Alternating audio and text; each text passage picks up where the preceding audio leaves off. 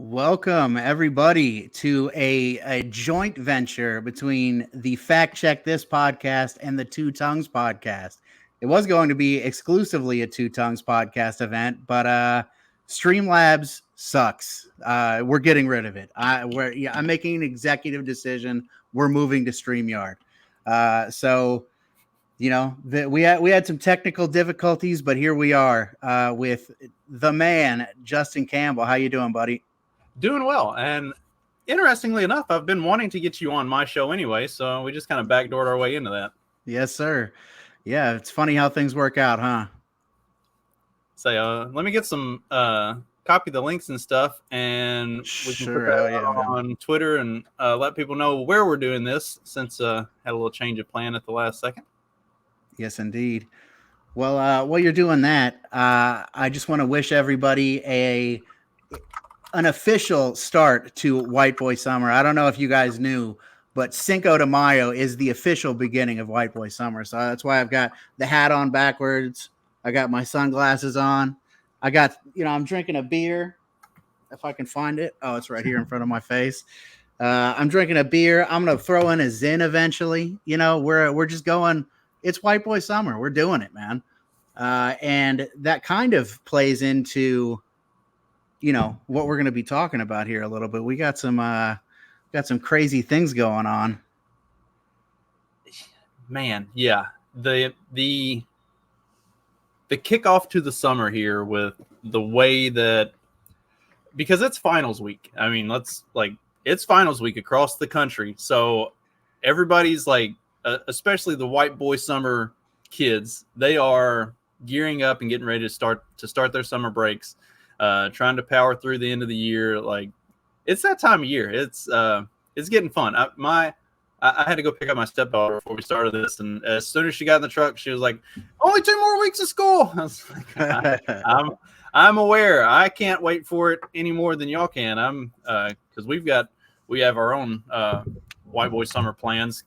There's a little theme park down the road that has some really good rides and a nice big water park and stuff. And so that was everybody's Christmas present for me this year, was season passes. So as soon as the wave pools and everything open up, we're going to be out there just going to be in there. Yeah. Broing it up. Riding the tide. Hell yeah, man. I haven't been to a theme park in forever. Part of that is because up until recently, I have been too fat to get on the roller coasters. So that sucks. But I think I'm down enough that I could get on there. I was never like huge fat. I was never they have the categories. I was never like a super fat or anything like that.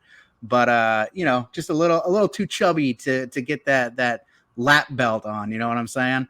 So yeah, maybe I'll have to go to Cedar Point, man. America's rock and roller coast. Oh hell yeah! I have the problem of, I push the upper limits on height on some rides. It's like, if you're taller than this, your feet might get clipped off on this thing. So, and even the ones that I'm technically short enough to ride, I still if it's the feet dangling thing, I'm tucking my feet up under me the whole time. I'm not letting anything hang. I don't trust it. I like my legs. Don't want to lose the feet, man. That's important, And I'm mostly legs. I'm better than I have a very short torso. I'm all legs. So yeah, I might qualify for the height limit on this thing, but my legs are very long. So yep. So to get into what we're going to be talking about today, just to start back at what kicked all of this off, we have to, I'm going to take my hat off. We're going to get very solemn for this. I'll take the sunglasses off too. A very tragic day in American history. Tragic. One of the most devastating days in American history. October 7th, 2023. A date which will live in infamy. Hamas attacked America, basically. They basically attacked America, Justin. I don't know if you know that. This is 9/11 2.0. Exactly. It's a serious event. And ever since then, there's been protests, on the college campuses. It's been mostly Palestinian protests, a bunch of blue hairs and, various other kinds of mutants, you know, singing songs and trashing things. And there's been some interesting developments over the last few days, and it's that they're starting to get some counter protests. And basically, what was it, Old Miss, that that main one that there was all the footage from? Yeah, Ole Miss has been the big one that's caused the most controversy because you had the one dude that was like chimping out. You had the guy in the American flag overalls. That's the one that has gotten the most pushback, I guess. But also because they were being or the way it's being portrayed is they were targeting some poor black chick that was just trying to peacefully protest. Never mind that she was like screaming at them the whole time and may have even instigated the entire incident. But like that's the reason that they're all in the news. I don't know if do you follow Antonio Brown, former NFL wide receiver? He does his nigga of the day, and the boy from Ole Miss was his nigga of the day for today. All right, that's hilarious. So for her being the victim in this, she was like awfully close to a bunch of dangerous white men yelling things at her. Like, why are you getting so close to them? There was like a big gap behind her, between her and her fellow protesters. So what's that all of? That seems kind of aggressive, doesn't it? She probably would have been safer with a bear, honestly. Yeah, exactly. Maybe a couple bears. So I was reading on the Ole Miss thing, and like the protesters were they were there legally, like they had their permits to protest and everything, and there were like barricades set up, and so as long as they stayed inside the barricades, like they were allowed to have their protest. And supposedly these illegal counter protesters were causing all the trouble, but like she is stepping outside of their barriers. There's nobody else even over there on that side of the, like when they pan the like there's nobody even over there talking to these guys. Like the rest of the pro-Palestine protesters are like ignoring the whole thing, which is what people should do with the pro-Palestine protesters, but that's neither here nor there. But so like she's over there like yelling at them and stuff, and then she like comes on the other side of the barricade. You see the police officers that are telling her like, get back on your side of the barricade or there's nothing we can do for you. Like you left your safe space. Like it's on you. Get back. Like they're just trying to like keep the peace, It was, the whole thing was crazy. Crazy and also awesome. And like, oh my God, look how racist these guys are, making acting like a monkey. Like they're chimping out and acting like idiots. It's not like I bet you it didn't matter what color the person was that walked over there to talk shit to them. They're going to do the same fucking thing. Yeah. They're just trying to be inflammatory, and they're trying to rustle. Yeah, I don't know if you remember the rustling Jimmy's meme from a few years ago. The Lizzo chants were pretty good though. That was hilarious, dude. Liz. I mean, she did look like Lizzo. But there definitely was like a big no man's land. Like you think back to like World War I, you'd got the Allies and the Axis on one side, and there's the big no man's land in the middle. And she was like way up on the other side. She's like, you're asking to get shot. I mean, not in a literal sense. You're asking to get shot with maybe like someone's going to throw a White Claw at you or something. But yeah, so this whole thing, the reason I brought up October 7th is I kind of feel like since day one of, since October 7th and October 8th, the Zionist like IPAC crowd, I feel like they've been fumbling the ball constantly throughout this entire thing, and now that it doesn't seem to be going their way, it seems like they're calling in the white European dragon slayer to slay the woke dragon to put the kibosh on all this pro-Palestinian protesting. You know what I'm saying? It's like we need something. We need to do something. Let's call in the whiteys. And there's a lot of talk amongst like our friend group online and a lot of dissident right wing type people. That's like, is this all an op? You know what I mean? And big surprise, anytime anything happens, it's is this an op? This is an op. He's a Fed.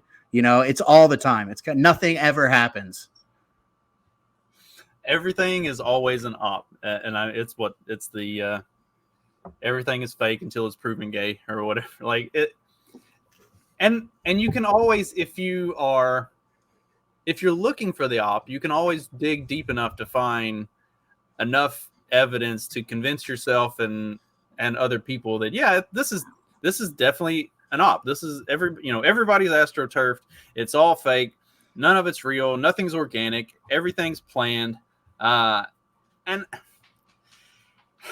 yes, a lot of times, kind of. I mean, it's not inaccurate, especially where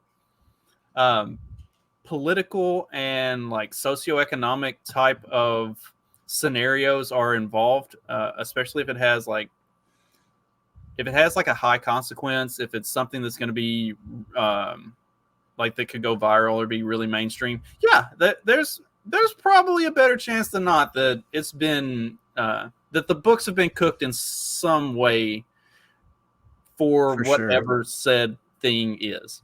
But yeah, this I think we'll get more into it. I think this is just a little bit different.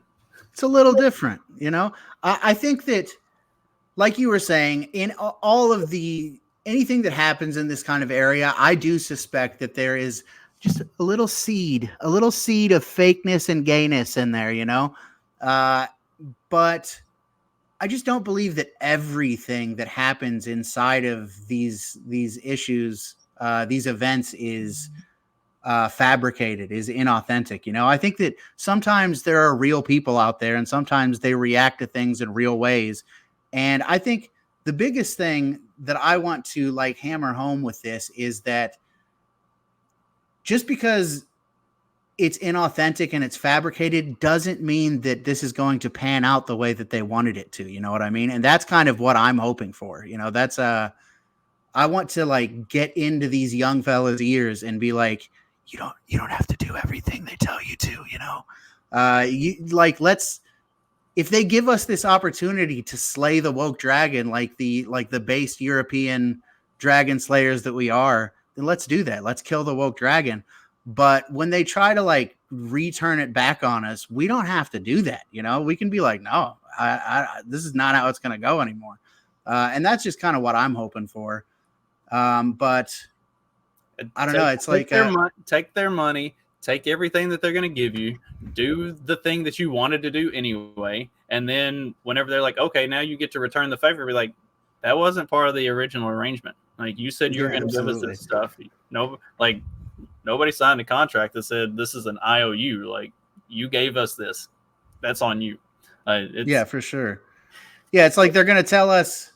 I got to get my salt gun, man. I had my door open and I got flies buzzing around here. It's fucking annoying. But it's like they're gonna tell us now. It's like, oh, you guys can be a little racist, Like you can say some stuff. You can chant Lizzo at this big fat black lady. That's not a big deal, You can make monkey noises. It's not that big of a deal, We're defending Israel. You gotta pull out the stops. And like they're telling us it's okay now, and if this goes down the way that they want it to, the Zionist crowd, and we beat these protests down, when they try to turn it back on us, it's like when they try to turn it back on us and call us anti-Semitic for not wanting to support them, it's just like I don't care. It's like I've been thinking a lot about that scene in The Dark Knight Rises where that Daggett, the other billionaire who's trying to swindle Bruce Wayne out of his company, he thinks he's using Bane, but Bane is really using him. And Bane's, he's like, I've given you millions of dollars. And Bane says, and you think this gives you power over me? It's like, no, you don't have any power, man. It's like you have whatever power we imagine that you have, and we grant to you because we imagine you have it, but we can just stop imagining that you have it at any point in time, you know? Obviously, you know, they are overrepresented in a lot of positions of power, but a lot of that is just it's like it's fairy dust, you know. As soon as we decide that we have power again, we have power again. Well, and so like you went to the anti-Semitism and a lot of the stuff that, you know, we're in the process of tying this all back to is how these frat boys who are counter-protesting these pro-Palestine protests are doing the bidding of Israel. They're doing the bidding of the Zionists. They're all a bunch of Jews. You know, talking about the anti-Semitism thing, the fraternity at UNC where they had that kid that Fox News interviewed, and the first thing he just comes straight out. First and foremost. Number one, as soon as this motherfucker comes on screen, I'm like, oh, that's a fucking Jew. Like, you can just see it in his face. Like, was anybody? And then she said his name, and it's like, oh fuck, you couldn't. What was his name? Oh, was it like? I mean, Heim Steenberg. Yeah, Mortimer something, or like it was like it was the most Jewy Jew name you've ever heard in your life. Like, really, dude? Like, your parents didn't pull any punches on that. They wanted everybody to know without a doubt. And then like comes straight out and he's like, first and foremost, I'm just here to support Israel. It's like, yeah, no shit, dude. Like, I knew that the second I saw your face. So that created all of this, you know, it's a pro-Zionist, you know, Jewish fraternity. Pi Kappa Phi is absolutely not a Jewish fraternity. As a matter of fact, just with a very quick like Google search, there are multiple campuses across the country that have Pi Kappa Phi chapters that are currently under probationary status of some sort by the university for specifically targeting and harassing the actual Jewish fraternities on campus. Like, that's fucking insane. Even IU, the chapter at IU is currently on disciplinary something or other because they were going after the actual Jewish fraternities and like bullying them and shit. Like, it's fucking hilarious. It is not a mutually exclusively Jewish fraternity. Like, okay, yeah, Zuckerberg was in the fraternity wherever the fuck it was he went to school, and yeah, like they have. I mean, when you have a fraternity, you're going to have thousands of people. What does the Jews make up? Like 10 to 12% of the population, statistically. If that.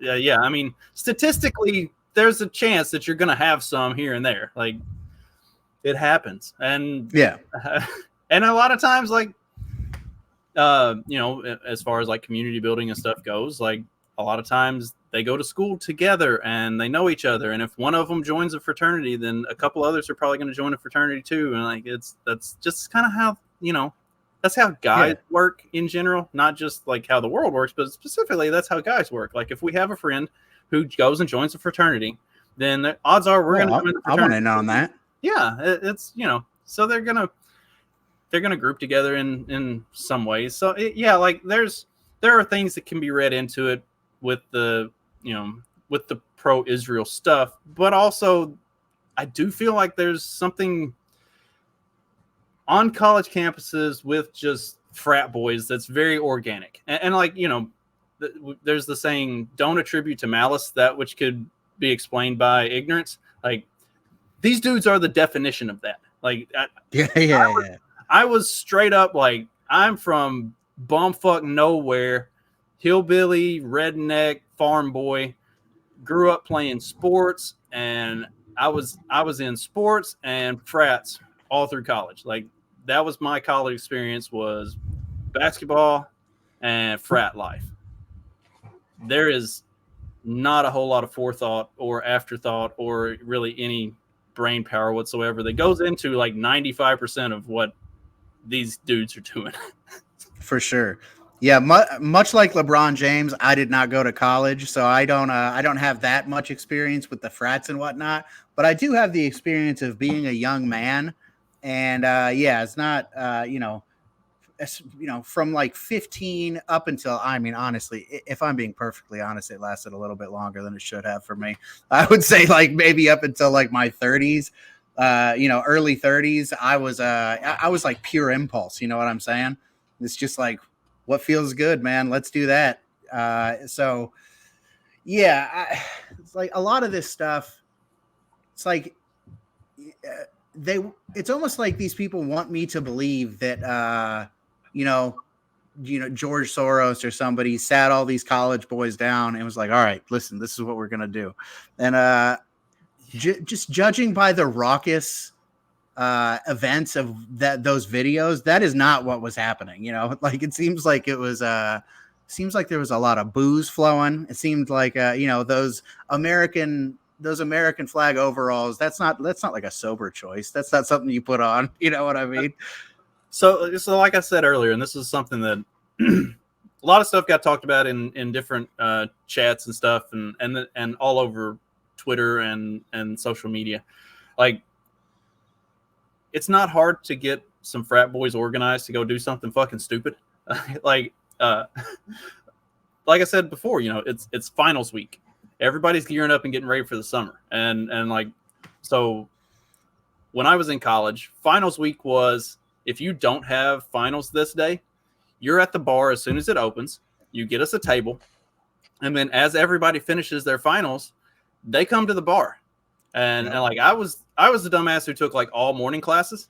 So I'm done with finals by 10 a.m. every day. So I'm at the bar as soon as it opens. I get a table and I'm drunk by 1 o'clock. And then everybody else is just like, flowing in throughout the rest of the day. And we'll sit there until 11 o'clock, midnight, whenever the bar closes down on a weeknight. And then we'll all roll home. But like, you're all together sitting there, and usually you'd be watching sports, but it's that time of year where there's not a whole lot on. You've got some college baseball going on. You've got some NBA playoffs starting, stuff like that. But, there's not a whole lot of really engaging sports that's going to be on all the TVs. But you've got college protests going on, and that stuff gets eyeballs. So absolutely. So now that's on the TVs at the bar. And then you get the counter-protest where you got all the bros huddled around the flag, like protecting it. And you got all these drunk dudes sitting in the bar like, oh, we could go do that tomorrow. Oh shit, my fucking dog is barking. Hey, knock it off. Yeah, man. Like that, for sure. Like that's exactly kind of what I was talking about with the imagining that somebody's like giving these guys like. Do we really believe that somebody said to these guys, yes, protect the American flag? I just don't. It doesn't check out to me. It seems to me like young men in this country, and you might have a better insight into this than I do. I don't have kids, but it seems to me like young men in this country are starting to, if not wake up, like I don't know that saying wake up is the right thing because there's still a bunch of young men, but it seems like they're getting sick of a lot of this shit. You know what I mean? So it seems to me like these kind of reactions at the Brotest is what I've been calling them. It seems to me like that it's pretty genuine. It's like, fuck this, man. I'm sick of being told that I'm a racist. I'm sick of all this shit. So I'm going to make some monkey noises. I'm going to chimp out a little bit. I'm going to protect the American flag. And especially with the demographic that we've seen in a lot of these counter protests, like the young white men, the young white boys. And so what's happened is, like, I was raised with the idea that if you work hard, you go to school, you get good grades, get a good job, like, as long as you're willing to put in the work and the time, you can do anything you want. And this young generation of white boys specifically had been told all of that by parents like me, who that was what we were raised in. And now they see that's not the case. It doesn't matter how hard you work. It doesn't matter what your grades are. It doesn't matter how good you are. What matters is, do you check all of the right boxes for the DEI test? And if you're a white male, you check literally none of them. So, like, what the fuck do you do? Like, and it creates kind of a, I don't want to call it like a doom-pilled, like, mentality for them, because they're not. I don't think that they are at all doomer pilled, but also it has programmed them to absolutely fucking hate everything because it's all geared against them. It doesn't matter what they do, they are not going to be good enough. So whenever they see an opportunity to just go fuck shit up, that's what they're going to do because that's the only outlet they have. Let's go. Right. What else are they going to do? So I talk about my son and all of his. I refer to him as my son and his dumbass friends because they are all just complete dumbasses. God with love. Yes. Yes. I could not call them dumbasses any more lovingly because they are the lovable dumbasses. They call themselves Nazis and they bully trannies and furries and they talk all this like crazy shit and they say racist stuff and they don't know why. They have no idea. They're doing it because it's the thing that they've been told they're not allowed to do. And they're like, and they just look at it all and they hate it. And so they're like, fuck this. You say we can't do that? We're going to do it anyway. We're going to do it twice as hard. And then, if you come alongside them and you talk to them and you start explaining to them, well, if you look at these times in history and things that were happening that really look a lot like things that are happening now. And then that led to certain movements rising up. And it's like, they're like, they soak that shit up. It's like, it's telling them that all the things they thought they were doing just because they're dumbasses, they're actually doing for a legitimate reason and it's right. Like that gives them even more motivation to do it. Like we can point these kids in the right direction if you're willing to have conversations with them. Yeah, absolutely. These young men, they might be dumbasses, but they are also, they're getting to the age. Hopefully they're not like me and it lasts into their early 30s, but they're getting to the age where this kind of stuff is going to have to start mattering to them. They're going to start just naturally wanting to pay attention to this kind of stuff. These guys are in college and they're going to be graduating. They're going to be moving out into the world. They're going to be just naturally paying attention to politics, looking back at the effect of politics on history and seeing how that played out. And I just, Matt Erickson has his podcast King Pilled, and they talk.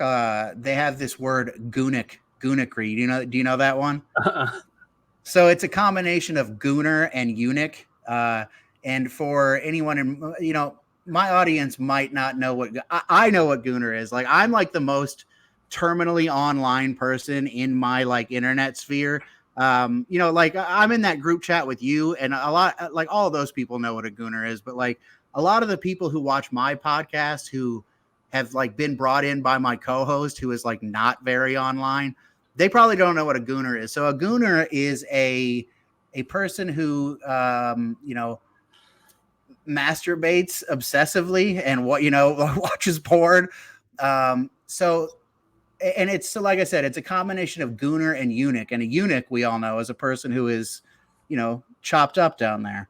So it's a combination of those things. And the description of it is like a person who identifies as right wing, but has made himself impotent through the, parts of the ideology that he has taken on. And a lot of these people are goonics. Like they're like, oh, I'm so red pill trad based. But the Jews run everything and we're powerless against them. It's like, what the fuck, man? I just, this idea that nothing that we can do will be successful because the Jays are just going to smash it is so fucking frustrating, man. And it's why even if these protests are not completely organic, which again, I'm willing to concede that they are not, I don't believe that we can't make something out of it. And I don't believe that these young men are, taking their marching orders from Zionists. You know what I'm saying? They're targeting the wrong crowd if they want to create their pro-Israel army. Another thing that gets maybe is misunderstood about these young men in this like 15 to 25 age bracket, they really like Kanye. I can't fucking explain it. They really like Kanye. And they saw what happened to Kanye. They saw what happened to Kanye. Like, they listen to Andrew Tate, whether they take all of it to heart or not. Like they're getting some of their shit from him, and that's where like people like us have to come along and be like, all right, look, like yes, but like let's you don't have to quite go that you don't have to be that much of an asshole. Like you can and that you also shouldn't say that you would have sex with a good looking dude over an ugly woman. That's probably not a good move, right. Enough beers, she'll look fine. Just you can power through it. It's let's not be making poor life choices. But they also listen to the Daily Wire, and so they get a lot of that stuff. But then whenever Shapiro starts moving in the direction that he does, where he gets like super pro-Israel, super Zionist, like that shit turns them off too. That's when they start listening to Brett Cooper and like Candace Owens. But now Candace Owens is gone. Like it's this weird. When my son and my daughter both got in the truck on the way to school one morning, and they both had separate like Daily Wire things pulled up on their phone, I was like, does your mom know you listen to does you watch the Daily Wire? Like, because my ex is now a lesbian. I was like, does your mom know that y'all like watch and listen to fucking Daily Wire? Like, she might take your phones away. And it's like, it's hilarious, but like and I didn't push that on them. I'm not a Shapiro fan. I'm never really been big on the Daily Wire. So like, I don't know where it came from. Right. Like that's what's weird about that. Cause their mom's a lesbian and I'm not super big on Shapiro. So like, where did my kids end up watching the fucking Daily Wire every day? So like this stuff is really interesting. So like the pro-Israel side of this, picking this like 15 to 25-year-old white male demographic to try to bring on as your next army that's going to like protect you here in America, that's a whiff, dude. Like that ain't gonna work out long term. Like when you were talking about earlier, like not sure whether or not they're making the right decisions on some of this stuff and how it's all gonna work out. Like that's like prime example of you have picked the wrong demographic. They love to be anti-Semitic. They fucking love it. Like it's amazing. Like I don't know what the logic is behind that. Like if I'm putting together, what's going to be my army to go out, I don't want to pick a bunch of people that actually like hate me. Yeah. And even if they don't actually hate them, it's like they're comfortable with making them uncomfortable. You know what I'm saying? It's like they'll make Hitler jokes, they'll make Nazi jokes. And even if it's like they don't hate these people based on, the nature of like where they come from in the world, where their ancestors came from in the world, they're kind of starting to see how things are really playing out and how things have been playing out over the course of the last 80 years. You know what I mean? And you were talking about your kids being fans of the Daily Wire.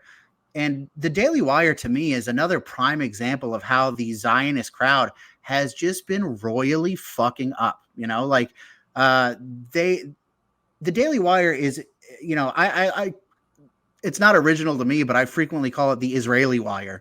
It's like they are blatantly, openly pro-Israel, more so than they are pro-America, but then they bring in Candace Owens, who just blows the entire fucking thing up. And I honestly can't help but wonder how long people like Walsh and Knowles are going to be there. You know what I mean? Both of those guys seem to be playing their cards, a little bit safer than Candace did. But, I kind of expected that when all this happened, that both of them were just going to be like, I support Israel, but that's not the take from those guys. It's not like I agree with them on everything. I'm a pretty big Knowles fan. I'll cop to being a Knowles fan. Chelsea in the chat says that you kind of look like Matt Walsh. That's hilarious. But yeah, it's like their takes have not been what I kind of expected them to be. Like Knowles specifically says pretty much what I say about it. It's like, I don't really care. The only way that I care about what's happening in Palestine, Israel, is in how it affects us. I really don't care who comes out on top. I don't want to help either side. I have zero interest in sending money. I absolutely have zero interest in sending, the boys from the Brotest out to be boots on the ground. I mean, I don't really think that's where we're headed. A lot of people are kind of acting like that is where we're headed. I don't know. I don't really see it playing out that way. If these people are gauging like the temperature of the country, I think that they have to notice that that's not in the cards for us. I think remember when Obama tried to start that war with Syria and people were just like, not this time. We're not fucking interested. I kind of feel like that's going to be what happens here. And I'm kind of bummed out that it's taking this long with things like Ukraine. But that really has a lot less to do with the general opinion of the people and more to do with the snakes who are in politician, a lot of whom have dual citizenship, by the way. And I know that Ukraine is not Israel, but boy, there's a lot of tie-ins and crossovers, there's a lot of shared interest between those people, So talking about the boots on the ground side of it and the pushback against like the Syria thing with Obama, the frat boy generation or age group, this like what I've referred to as like my son's age group, this 15 to 25. They're not signing up for the military. They saw the dude with like the furry mask. They've seen all of the pro tranny stuff. They've seen how the military has taken on a position of favoring women. Like, it's the same as everything else. It doesn't benefit them. It doesn't benefit them to join the military. And also, they saw the way that the Afghanistan pullout and a lot of other stuff that's happened over the last 5 years. They've seen all of that stuff too. And that's just not something that interests them. They're definitely not going to fight for another country. Like if they thought, God forbid, but if we got 9/11 2.0 on American soil, then yeah, every one of them would sign up and they'd be ready to fucking rock and roll. But if you're telling them they're going to go fight for Ukraine or they're going to go fight for Israel or they're going to go fight for like literally anybody that's not the red, white, and blue, they're going to give you a big fuck you. Thank you. Yeah, they're not interested. And honestly, you're younger than I am. So like, how old are you? Like what age range? I'm 40. Okay, I'm not that much younger than you. I'm 37. I'm about to be 38. Well, okay, so our like general age bracket, I don't know that there was a whole lot of like really excited about the military for our age group. I remember I didn't join. I remember taking the ASVAB and me and a buddy both got recruited by Air Force recruiters. I scored like a 97 and he scored a 95, and they were like, "Oh my gosh, we got to get y'all in," and we're both like, yeah, we're not joining the fucking military. Like, go fuck yourself. March and do bullshit. Like, hard pass. We were more interested in going to college and being frat boys and being stupid. Like, there wasn't a huge interest in that until 9/11, and then it flipped. And everybody's like, and everybody in our age range that looks like us is like, fuck yeah, we're gonna go fuck up these terrorists. We're gonna glass the whole fucking Middle East. They're gonna pay for what they did. Mm-hmm. And they've been able to ride that for a while, but then they fumbled it. They botched the pullouts. They botched everything involved with like just staying over there too long and rolling it over to somewhere else, to somewhere else, to somewhere else, to why the fuck are we even doing this at all? And people in what is their target demographic lost interest and got disenfranchised with the whole thing. And now you're seeing that come to like full fruition, where this next generation of young white boys does not fucking care. So they have to go recruit anywhere and everywhere else that they can. And they're not pulling from what are their strongest demographics, so they can't make recruiting numbers. Like it's and they're having to like add all of this bullshit to get more women in, to get more black kids in. Like it's just they're not building a strong army because their core base has basically said fuck you. Yeah. I think another thing that people noticed, do you remember it was maybe a couple months ago when this stuff, maybe it was just a few months after October 7th, the Army, I think it was, released that commercial. And before, it was all black ladies, it was all Hispanic ladies in the commercials, talking about, I'm looking to advance my life, blah, blah, blah, blah, blah. And then when it looks like we might be going to some shit, there's magically white boys in the commercials again, and I think people notice that kind of stuff, and it's a problem. It is not. They're not making a good case for themselves for us to help them. They have it's a shitty marketing campaign. So remember, a little over a year ago, Bud Light had all of their bullshit with the Dylan Mulvaney thing, and it goes in the fucking tank.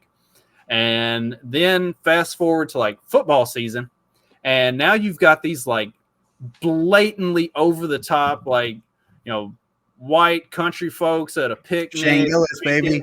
Yeah. Like, and everybody saw that and they're like, no, double fuck you. Like, not only did you betray us with the Dylan Mulvaney thing, but now you're coming back and you're pandering this hard that it almost seems like a fucking farce, like that you swung back too hard on it, and then everybody was like, yeah, double fuck you. Like now it feels like you're making fun of us. So like, and then over the course of the next 4 to 6 months, Bud Light kind of figured out their branding a little bit better, and they've dialed it back, and they've kind of gotten it right. But that's how the Army thing was. Like, they spent so long just pushing all the DEI shit and couldn't make their numbers, and then they just swing back too hard, and it's like, look, nothing but white boys. And then everybody's like, no, like this is clearly you trying to say we're sorry, but like, it's the abusive husband thing. Like, you're still gonna keep fucking hitting us. It doesn't matter if you tell us you're sorry. Like, this is not, we're not buying. For sure. You're not invited to White Boy Summer. You're out. Your invite has been rescinded. I completely agree with you. I think, just to kind of go back to the Daily Wire, I think that a lot of their, like the stuff with Candace and how they came off with like, it's like, oh, she's got an opinion that is different to the prevailing opinion of the people who run the Daily Wire.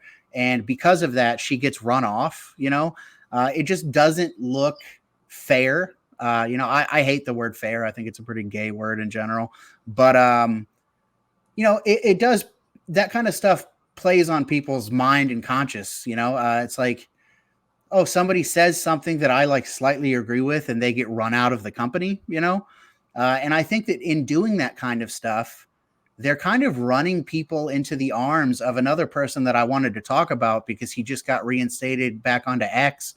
And it seems like interesting timing. I don't know that it's like orchestrated. See, this is the thing. It's like Nick Fuentes being reinstated on X right now. A lot of people are like, oh, it's an op. He's a Fed. Of fucking course they're saying that. Everybody's a fucking Fed.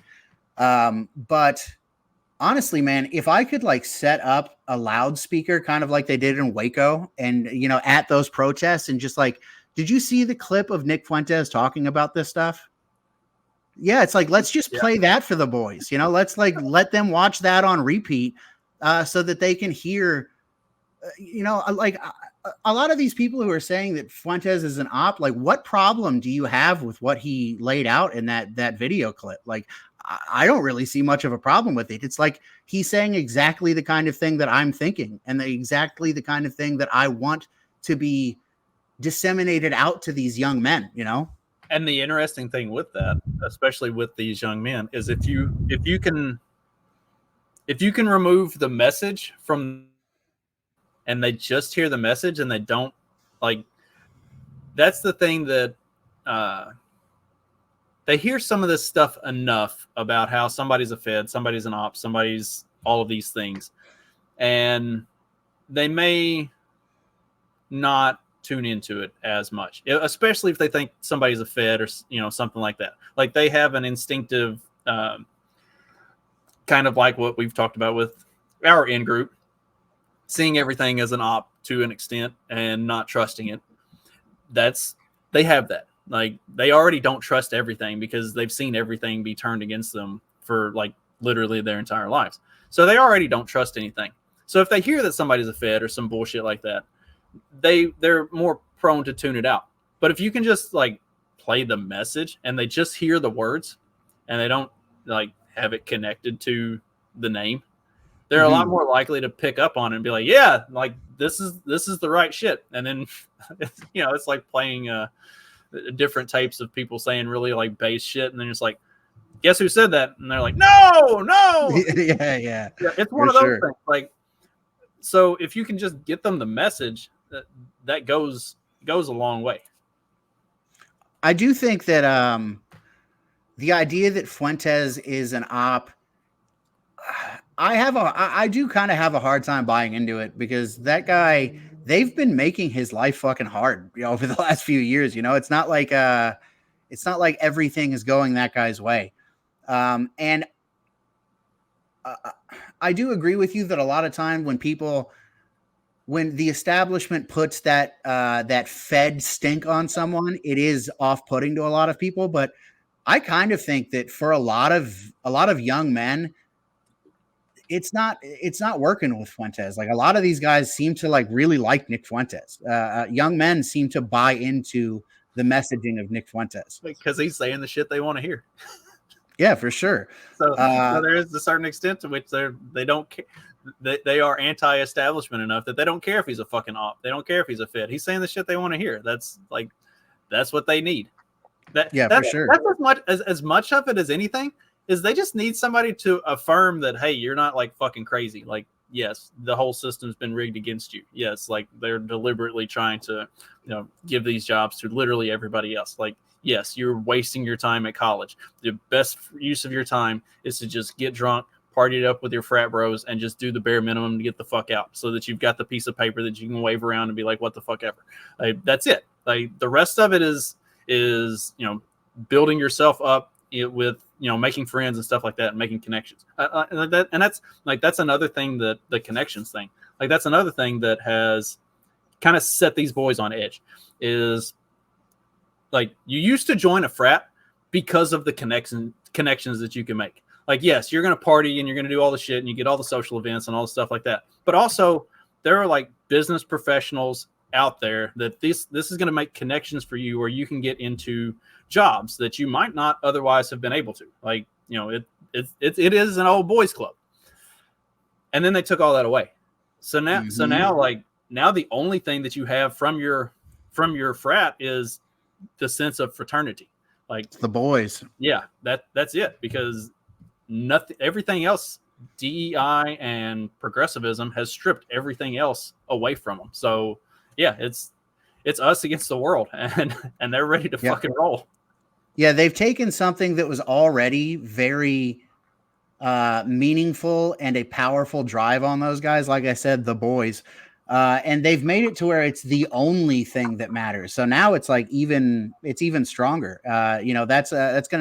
Those bonds are already hard to break, and now they've made it like basically impossible to break. I don't like, again, just to go back to what we were saying before, I don't see a lot of these young brotesters being out there willing to die for Israel. I just don't. It's not. I don't see it in the cards.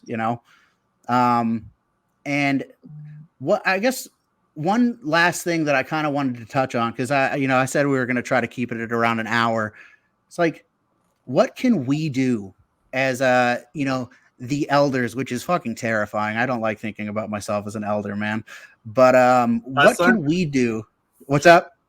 My son says I'm more like a mean older brother than a dad a lot of times. And I like, okay, that's what your dumbass needs a lot of times. Like your mom coddles you and babies you, and that's cool. I'm here to like kick your ass and tell you you're being a dumbass.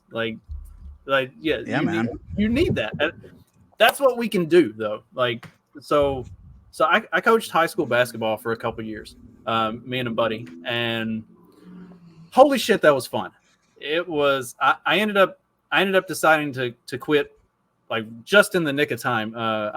My last season coaching was we wrapped up in February of 2020, and then COVID hit, and like the whole world changed. So and like everything was different with the way that all of that stuff got done for the next 2.5 years. So I'm kind of glad I dodged the bullet. But like I'd gotten out because I was just like with my job at the time, kids getting older, stuff like that. I was burning the candle on both ends, and spending 5 nights a week doing basketball was it was getting to be a bit too much. Yeah. Yep.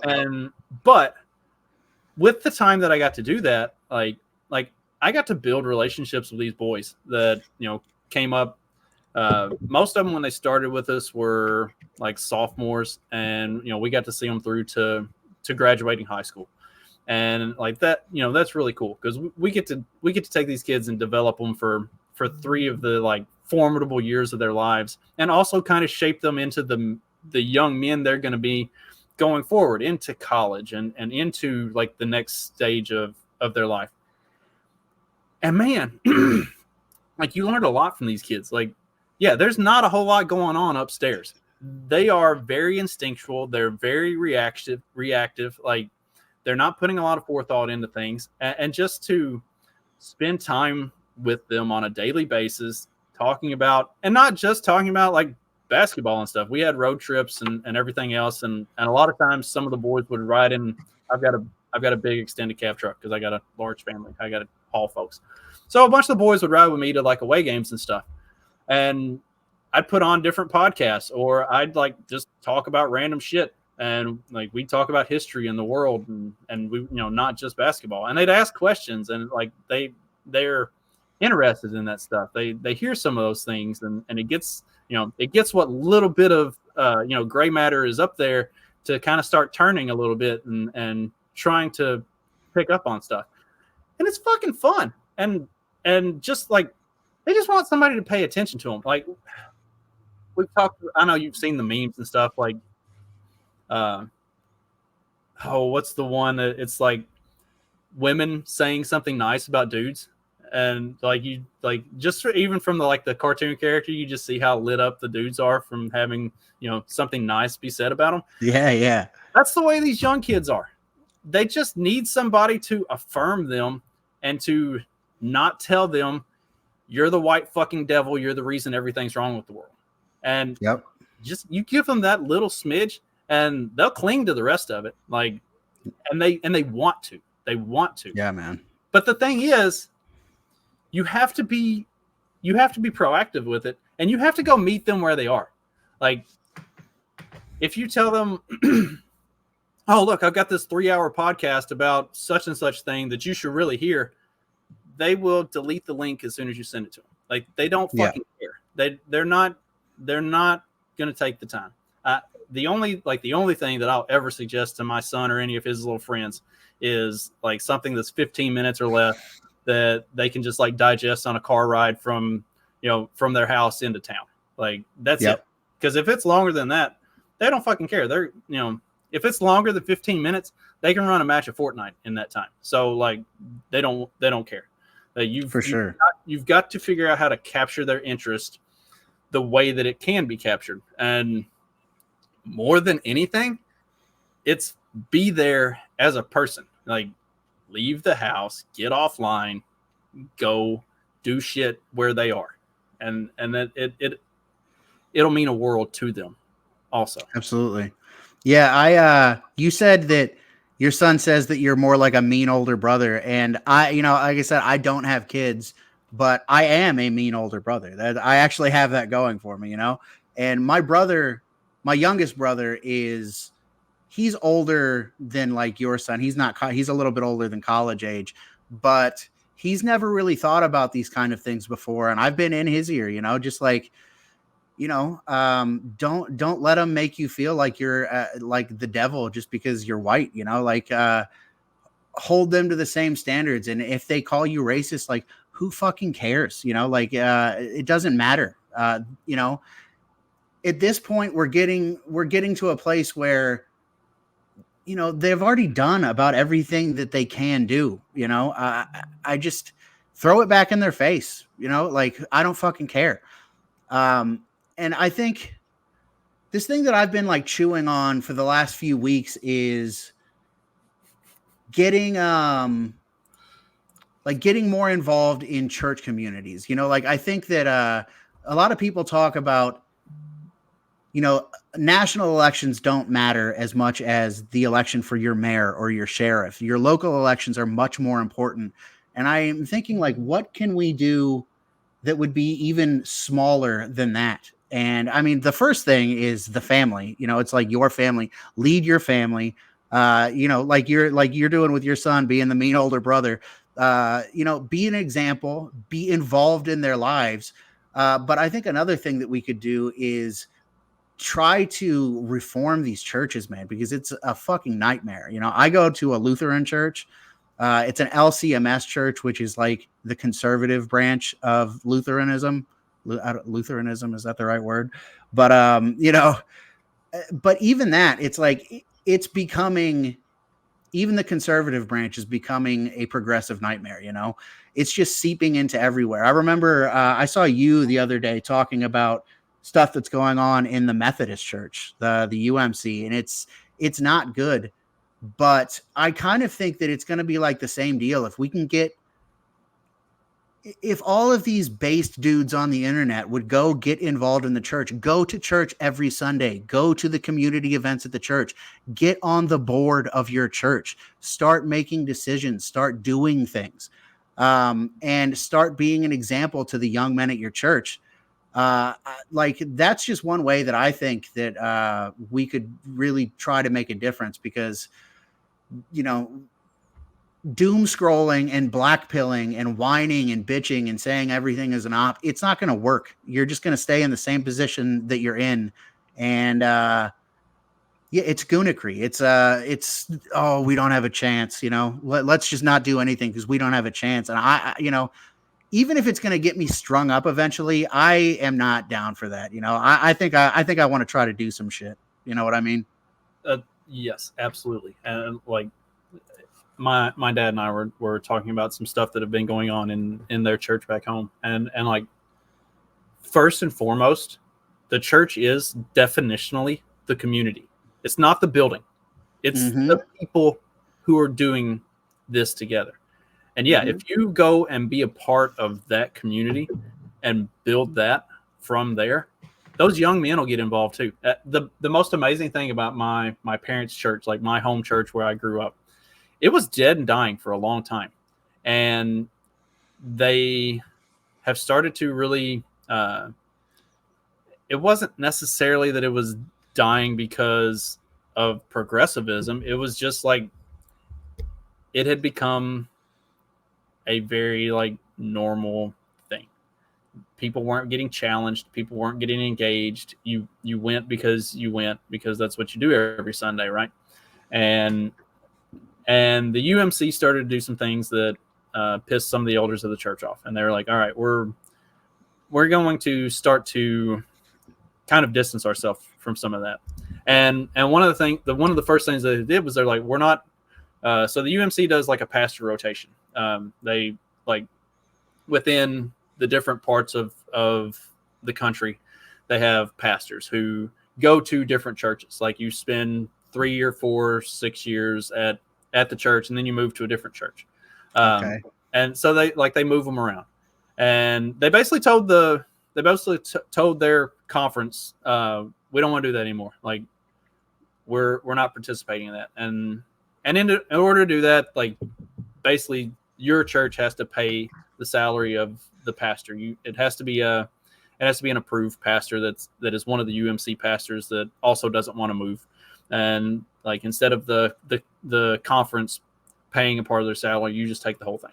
So like, it's all technical bullshit. But they're like, we're not doing the rotation thing anymore. Like, we want this guy to be our preacher, and we're just going to keep him.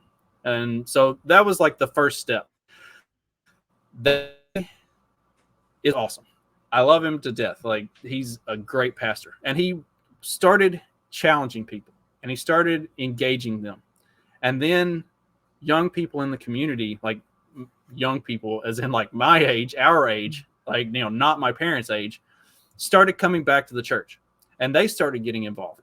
And now they're the ones who are like 10 years or so younger that are also starting to bring their young families into the church and get involved. And as they see, like, my dad being a strong leader, and then like my brother and his group being strong leaders and active in the church, and now these younger ones are coming up, and their kids are getting baptized, and their kids are excited about the stuff that the church is doing. And it's like what was 20 years ago a dying church is now doing really, really good.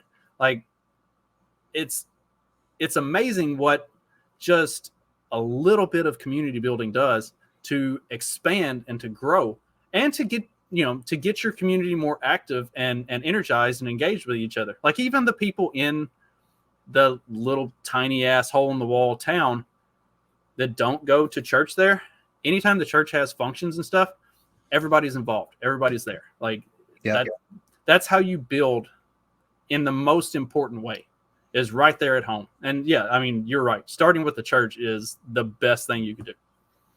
Yeah, I think that's what I'm trying to do. You know, I'm just trying. I've been back in the Christian faith for about 2 years at this point. You know, I was an atheist for a long time. It's fucking cringe, you know, but I was for a long time. And then, you know, I started, you know, I was listening to a lot of Joe Rogan. I started doing some psychedelics, and that like opened my mind up to the idea that the world is not just matter, you know, it's more than that. And I don't really recommend the psychedelic stuff anymore, but that was a valuable lesson to learn for me. And then people like Jordan Peterson started creeping in and making me appreciate the biblical stories in a certain way. And that is not really the way in which I appreciate them anymore. I think that Jordan Peterson is off base in a lot of that stuff. I think that he hits the mark somewhat, but he's just like slightly off on some of it. He needs to go further, you know, and maybe he is, I don't know. But yeah, I think that you brought up Andrew Tate earlier, and I worry that somebody like Andrew Tate is going to be that Jordan Peterson figure for a lot of these people, for a lot of these young men.